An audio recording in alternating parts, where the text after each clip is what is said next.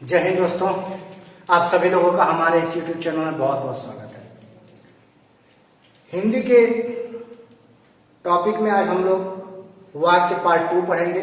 वाक्य पार्ट 1 में हम लोग भाग 1 में हमने पढ़ा था वाक्य के अंग तक। आज हम लोग भाग 2 में पढ़ेंगे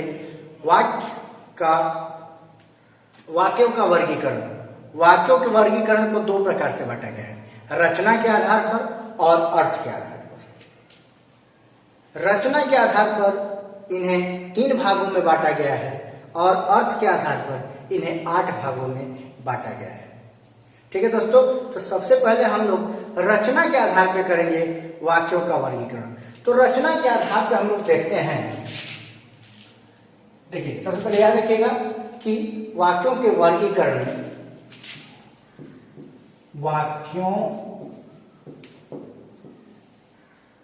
वाक्यों का वर्गीकरण इसके 2 भाग हैं। एक रचना के आधार पर, रचना के आधार पर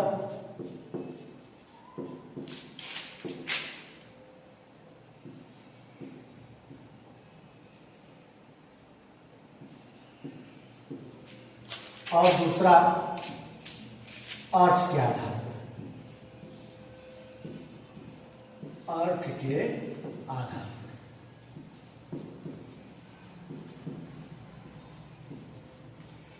अर्थ के आधार पर। रचना के आधार पर ये 3 प्रकार के हैं और अर्थ के आधार पर ये 8 प्रकार के हैं। ठीक है, यानी रचना के आधार पर इनके 3 भेद हैं और अर्थ के आधार पर इनके 8 भेद हैं। तो सबसे पहले हम लोग रचना के आधार पर देखेंगे। तो रचना के आधार पर सरल वाक्य, मिश्र वाक्य और संयुक्त वाक्य होते हैं। ये जो वाक्य मैं आपको पढ़ा रहा हूं, यह प्रतियोगी परीक्षाओं में आपको 3 से 5 नंबर देते हैं। यानी 3 से 5 नंबर तक के प्रश्न या 3 से 5 नंबर आपको हिंदी के प्रश्न पत्र में वाक्य से संबंधित मिलेंगे। वाक्य का एक वीडियो में पहले ही आपके सामने प्रस्तुत कर चुका हूं। जो नए विद्यार्थी अगर उस वीडियो को नहीं देखें तो उसको जरूर देखिएगा। इसके बाद ये भाग 2 आपके लिए प्रस्तुत कर रहा हूं। उसमें हमने वाक्य का अंग तक पढ़ा था। आज हम लोग वाक्यों के वर्गीकरण के बारे में जानेंगे। तो वाक्यों के वर्गीकरण को पहले समझेंगे तो रचना के आधार पर समझेंगे। तो रचना के आधार पर देखिए दोस्तों, रचना के आधार पर 3 प्रकार के हैं, है ना। रचना के आधार पर कितने प्रकार के हैं? 3 प्रकार के हैं, जिन्हें हम सरल वाक्य, मिश्र वाक्य और संयुक्त वाक्य कहते हैं। सरल वाक्य,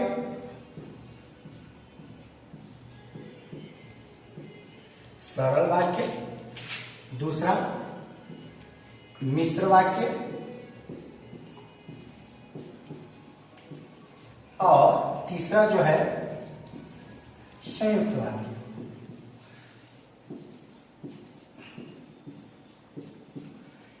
इसको समझाने के लिए मैं आपका बहुत ज्यादा समय नहीं लूंगा, केवल एक चार्ट के माध्यम से इसको मैं बहुत आसानी से समझा दूंगा और वो सारी चीजें आपको बता दूंगा जिससे आप पहचान सकते हैं कि सरल वाक्य कौन सा है, मिश्र वाक्य कौन सा है और संयुक्त वाक्य कौन सा है। तो आइए देखते हैं चार्ट के माध्यम से, क्योंकि चार्ट के माध्यम से आपका आसानी से मैं डिफिनेशन करा दूंगा।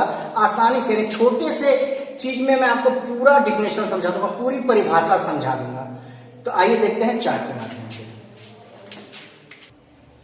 देखिए अब हम बात करें, देखिए इस चार्ट के जरिए मैं आपको बताना चाहूंगा कि इस चार्ट में मैंने पूरा तीनों के भेद लिख दिए हैं। इसमें आपको कोई डिफिनेशन लिखने की जरूरत नहीं, मैं यही समझा दूंगा और यही आपका डिफिनेशन क्लियर हो जाएगा। जैसे देखिए वाक्य के भेद पहचान उदाहरण, है ना। सरल वाक्य, सरल वाक्य कैसे बनता है? जहां एक उद्देश्य एक विधेय हो, है ना। जहां एक उद्देश्य एक विधेय हो वहां पे सरल वाक्य। जैसे आप अंग्रेजी में सब्जेक्ट और प्रेडिकेट पढ़े होंगे, सिंपल सेंटेंस है, सब्जेक्ट और प्रेडिकेट। वही सब्जेक्ट जो उद्देश्य होता है और प्रेडिकेट विधेय होता है। तो एक विधेय और एक उद्देश्य और एक विधेय, उससे क्या सरल वाक्य बनता है। जैसे सूर्योदय होने पर कुहासा जाता रहा। यहां पर सूर्योदय एक क्या है? सूर्योदय यहां पे जो है वह एक उद्देश्य है, एक उद्देश्य है और होने पर कुहासा जाता रहा, ये क्या है? एक विधेय है। यानी एक उद्देश्य और एक विधेय मिलकर सरल वाक्य का निर्माण करता है। जहां पे एकदम सामान्य जो है कि वाक्य बनेंगे, वहां पे सरल वाक्य होंगे। ठीक है, इसको कैसे पहचानेंगे ये भी मैं आपको बताऊंगा। दूसरा देखिए मिश्र वाक्य। मिश्र वाक्य क्या होता है, जहां एक प्रधान उपवाक्य हो और दूसरा आश्रित उपवाक्य हो। मेरी इससे पिछली जो वीडियो वाक्य की थी उसमें मैंने प्रधान उपवाक्य और आश्रित उपवाक्य के ऊपर जो है लेक्चर दिया था। उसको अगर आपने नहीं देखा तो उसको देखिएगा, ताकि ये भी आपको एकदम आसानी से क्लियर हो जाए। लेकिन मैं फिर भी थोड़ा सा आपको बता दूं, प्रधान उपवाक्य उसे कहते हैं जिसके लिए किसी अर्थ, जो अपना अर्थ स्वयं प्रकट करते हैं, और आश्रित उपवाक्य वो होते हैं जो प्रधान उपवाक्य के बिना अपने अर्थ को प्रकट नहीं कर पाते। ठीक है, तो प्रधान उपवाक्य और आश्रित उपवाक्य बराबर मिश्र वाक्य। यानी जैसे ही सूर्योदय हुआ वैसे ही कुहासा जाता रहा, है ना। यहाँ पे क्या हुआ, जैसे सूर्योदय हुआ वैसे तक, ये क्या है, प्रधान उपवाक्य है, क्योंकि इसके बिना कुहासा नहीं जा रहा, यानी ये आश्रित उपवाक्य है। ठीक है, जैसे ही सूर्योदय हुआ वैसे ही कुहासा जाता रहा। अब बात आती है कि मिश्र वाक्य को पहचानेंगे कैसे। तो मिश्र वाक्य को पहचानने के लिए आपको बहुत आसान तरीका बताता हूं। जिस भी वाक्य के अंतर्गत कि, जो, वह, जितना, उतना, जैसे, वैसे, तब, जब, अगर, जहां, वहां, जैसे ही, वैसे ही, ऐसे शब्द आपको मिल जाए वाक्य के अंतर्गत, तो आप जान जाइएगा कि यह मिश्र वाक्य है। यदि आपसे पूछा ये कौन सा वाक्य है, तो ऐसे शब्द आपको जहां मिल जाए वह मिश्र वाक्य होते हैं। ठीक है, और दूसरा पहचानने का एक तरीका है कि प्रधान उपवाक्य धन आश्रित उपवाक्य, यानी जहां पे ऐसे वाक्य हों जो एक वाक्य दूसरे वाक्य के बिना अर्थ को पूर्ण नहीं कर पाता है, वहां पे मिश्र वाक्य होता है। ठीक है दोस्तों, इसके बाद हम लोग बात करेंगे संयुक्त वाक्य की। संयुक्त वाक्य क्या होता है, तो सरल वाक्य जमा सरल वाक्य, यानी दो सरल वाक्य मिलकर के एक संयुक्त वाक्य बनते हैं। इसको कैसे पहचानेंगे, इसको पहचानने के लिए आपको बता दूं कि संयोजक शब्द इन वाक्यों के में लगे होंगे, क्योंकि संयोजक के द्वारा जुड़े होंगे, यानी दो सरल वाक्य संयोजक शब्दों के द्वारा जुड़े होंगे। संयोजक शब्द क्या होते हैं, और, एवं, लेकिन, पर, तथा, किंतु, परंतु, है ना, ये संयोजक होते हैं, जो जोड़ने वाले शब्द होते हैं। जिस वाक्य में आपको जोड़ने वाले शब्द मिल जाए वह संयुक्त वाक्य होता है। यानी सरल वाक्य धन सरल वाक्य बराबर संयुक्त वाक्य। और संयुक्त वाक्य को पहचानने का सबसे आसान तरीका है कि जब भी वाक्य के अंतर्गत कोई भी संयोजक शब्द आए, और तो आपको एकदम आसानी से क्लियर हो जाएगा कि संयोजक शब्द सरल वाक्यों को जोड़ देगा और ये क्या हो जाएगा, संयुक्त वाक्य हो जाएगा। जैसे सूर्योदय हुआ और कुहासा जाता रहा, तो यहां पे देखिए और शब्द क्या है, संयोजक शब्द है। क्या है, संयोजक शब्द है। ठीक है, यानी जोड़ने वाला शब्द। और सूर्योदय हुआ कुहासा जाता रहा, यह क्या है, सरल वाक्य है। सरल वाक्य क्या है, सरल वाक्य। ठीक है, तो इसका ध्यान दीजिएगा कि जब दो सरल वाक्य संयोजक शब्दों से जुड़े हो तो वह संयुक्त वाक्य कहलाते हैं। ठीक है, तो ये देखिए चार्ट है, ये पूरा आपको जो है वाक्य के वर्गीकरण के जो तीन भेद होते हैं, वाक्य के वर्गीकरण के जो तीन भेद होते हैं उनका पूरा निचोड़ है यहाँ पे। यानी किसी भी डिफिनेशन को लिखने की जरूरत नहीं है, बस इस चार्ट को आप देख लीजिए, आपको पूरा जो है कि वाक्यों के वर्गीकरण के तीनों भाग यानी सरल वाक्य, मिश्र वाक्य और संयुक्त वाक्य इसमें ही समझ में आ जाएगा। यानी ये अगर आपने देख लिया इस चार्ट का, आप चाहे तो स्क्रीनशॉट ले लीजिए और यह आपको याद हो जाएगा। और किसी परीक्षा में सरल वाक्य, संयुक्त वाक्य या मिश्र वाक्य से कोई भी प्रश्न पूछे जाएंगे तो आप आसानी से बता देंगे, क्योंकि यहाँ पे मैंने पहचान का तरीका ही बता दिया कि मिश्र वाक्य को कैसे पहचानेंगे, संयुक्त वाक्य को कैसे पहचानेंगे, है ना। मिश्र वाक्य को पहचानने के मैंने आपको बताया कि जहां पे ऐसे वाक्य हो कि एक प्रधान उपवाक्य और दूसरा आश्रित उपवाक्य हो और ये शब्द आपको मिल जाए उस वाक्य में, तो वह मिश्र वाक्य होंगे। चाहे आप इतना नहीं भी ध्यान देते, लेकिन शब्दों के साथ कोई वाक्य जुड़ा हुआ है तो वह मिश्र वाक्य कहलाएगा, और इन शब्दों के साथ कोई वाक्य जुड़ा तो संयुक्त वाक्य कहलाएगा।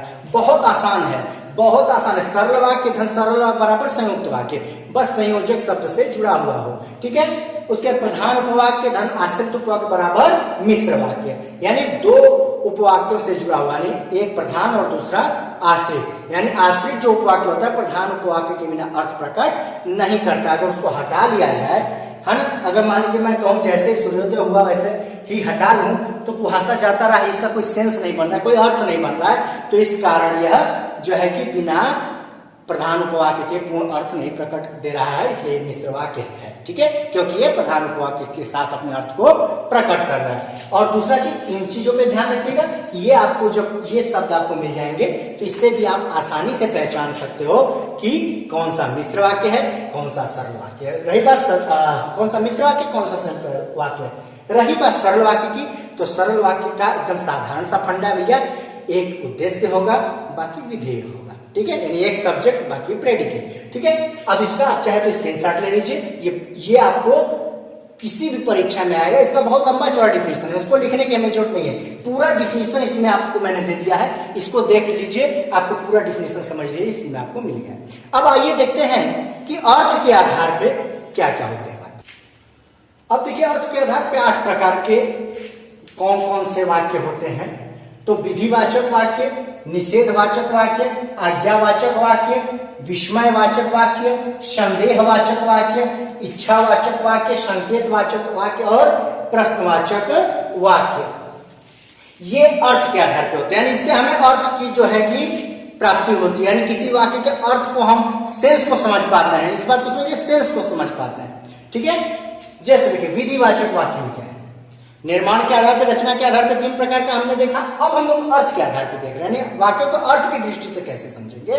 तो विधिवाचक वाक्य, विधिवाचक वाक्य उसे कहते हैं जिसमें किसी भी कार्य के या बात के होने का बोध होता है, हमें उन्हें हम विधिवाचक वाक्य कहते हैं। ठीक है, किसी भी कार्य या बात के होने का बोध हो उसे हम विधिवाचक वाक्य कहते हैं। जैसे तुम लोग जा रहे हो, है ना, तुम लोग जा रहे हो, इसको अफर्मेटिव सेंटेंस या सिंपल सेंटेंस अंग्रेजी में कह सकते हैं। ठीक है, तुम लोग जा रहे हो, सामान्य सी बात है। वह आ रहा है, श्याम गया, राम आया, यानी एक साधारण सा जो वाक्य है उसे हम विधिवाचक वाक्य के अंतर्गत रखते हैं अर्थ के आधार पर। ठीक है, उसके बाद निषेधवाचक यानी निगेटिव सेंस, यानी निगेटिव सेंटेंस कह सकते हैं इसको, जो निगेटिव सेंस में आता हो, यानी निषेधवाचक, जहां पर नहीं, ना जैसे शब्दों का प्रयोग हुआ होता है। जैसे तुम लोग नहीं जानते, वह नहीं खा रहा है, मीरा नाच नहीं रही है, ऐसे वाक्य जहां पे नकारात्मक बात हो उसको हम कहते हैं निषेधवाचक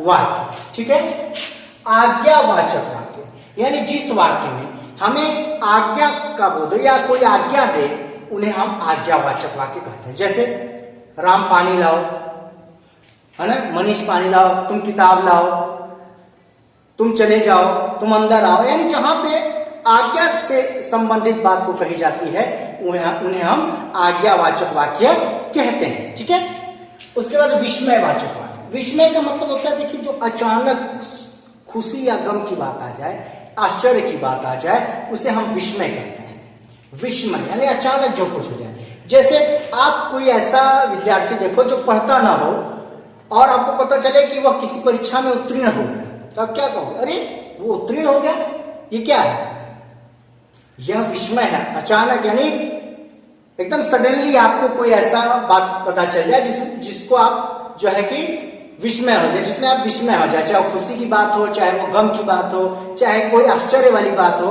यानी वो विस्मयवाचक वाक्य कहलाएगा। ठीक है, उसका संदेहवाचक वाक्य, संदेहवाचक वाक्य क्या होता है, चाहे कार्य के होने न होने पे संदेह की स्थिति बनी रहती है। जैसे वह अब खा चुका होगा, वह जा चुका होगा, मीरा नाच चुकी होगी, वो आता होगा, ऐसे वाक्य, यानी जिसमें हमें इस बात का बोध नहीं हो पा रहा है कि कार्य हुआ कि नहीं हुआ, यानी अर्थ के आधार पे उसमें संदेह बना हुआ है, ऐसे वाक्य को हम संदेहवाचक वाक्य की श्रेणी में रखते हैं। परीक्षाओं में बहुत बार पूछ देता है, आपको वाक्य दे देता है, 4 ऑप्शन दे देता है, उसमें पूछता है कि यह वाक्य किससे संबंधित है, तो आपको बताना होता है कि संदेहवाचक वाक्य से संबंधित है। ठीक है, इसके बाद इच्छावाचक वाक्य, इच्छावाचक वाक्य क्या होता है, जहां पे कामना या इच्छा संबंधी बात हो या कोई कामना आपकी हो। जैसे आप किसी के लिए कामना करते, ईश्वर करे आपकी यात्रा सफल हो जाए, प्रभु करे आप पास हो जाओ, है ना, इच्छा या कामना, चाहे हे भगवान, चाहे भगवान करे कि मेरे पास बहुत सारा धन हो, यानी जहां इच्छा या कामना संबंधित बातों की जो है कि दृष्टि से जो वाक्य होते हैं उन्हें हम इच्छावाचक वाक्य कहते हैं। ठीक है, इसके बाद संकेतवाचक वाक्य आते हैं। संकेत का मतलब इशारा, यानी जो बातों बातों में आप कहते हैं इशारे के स्वरूप में, है ना, जैसे आप कह दें, जैसे अधिकतर मुहावरे सब संकेतवाचक वाक्य के अंतर्गत ही आते हैं। जैसे जो पढ़ेगा वो उत्तीर्ण होगा। अब आपने किसी को नहीं कहा, आपने एक इशारा दे दिया, जो पढ़ेगा उत्तीर्ण होगा, जो बोओगे वही काटोगे। ये क्या है? एक इशारा, एक संकेत है। तो इस दृष्टि से जो वाक्य लिखे जाते हैं उनको अर्थ के आधार पे संकेतवाचक वाक्य कहते हैं। ठीक है, अब बात करेंगे प्रश्नवाचक वाक्य की, जिसको अंग्रेजी में हम लोग इंट्रोगेटिव सेंटेंस भी कहते हैं, है ना, यानी प्रश्नवाचक वाक्य, यानी जहां प्रश्न छिपा। ठीक है, आपका क्या नाम है? आप कैसे हो? तुम कहां गए थे? क्या तुम ही वो हो? यानी जहां पे क्या, क्यों, कैसे या प्रश्न पूछने संबंधी बात हो वहां पे प्रश्नवाचक वाक्य होता है। ठीक है दोस्तों, तो ये आपका अर्थ के आधार पे ये 8 प्रकार के वाक्य हैं। इनको मैंने एक साधारण सा चार्ट में आपको समझा दिया। इसका डिफिनेशन भी मैंने अपनी भाषा में, सरल भाषा में आपको बता दिया। अब परीक्षा में प्रश्न कैसे पूछे जाते हैं? मान लीजिए परीक्षा में प्रश्न पूछ दिया कि मनीष पानी लाओ, कि ये कौन सा वाक्य है? ऑप्शन दे दिया, विधिवाचक, निषेधवाचक, आज्ञावाचक, विस्मयवाचक। तो आपको पता होगा तो आप तुरंत उसको कर सकते हो कि आज्ञावाचक वाक्य है। तो ऐसे ही परीक्षाओं में आते हैं वाक्य से संबंधित प्रश्न। ठीक है, ये बहुत इंपॉर्टेंट टॉपिक था। देखिए, जो भी मैं टॉपिक आपके लिए लेके आता हूं, ये टॉपिक एकदम परीक्षा की दृष्टि से 100% सही होता है। यानी परीक्षा में आने वाले ही टॉपिक आपको मैं लेके आता हूं। और ये परीक्षा में, किसी भी परीक्षा में, आप किसी भी प्रतियोगी परीक्षा को दे रहे हो, किसी भी प्रतियोगी परीक्षा में वाक्य से संबंधित प्रश्न निश्चित ही आते हैं।